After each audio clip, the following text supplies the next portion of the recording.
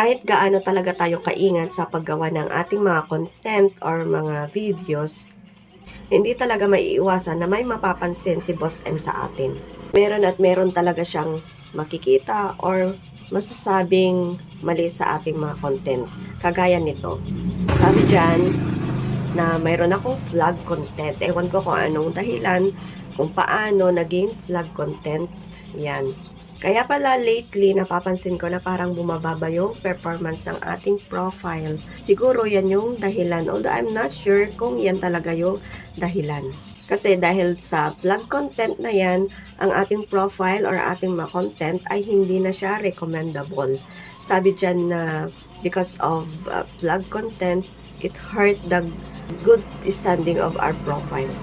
Sa bagay sa tingin ko, hindi naman siya ganun kabigat unlike yung mga violation na tinatawag. Pero nakakaapekto rin ito sa magandang performance ng ating profile.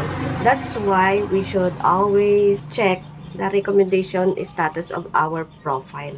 Yan, para sa ganun ay mas mabilis nating ma-actionan kung anong dapat nating gawin para maging recommendable siya ulit. So, ang ginawa ko, I just deleted the flag content para maging recommendable siya ulit. As you can see, yan, recommendable na siya ulit. So, yun lang po for today's video and thank you for watching and take care for everyone.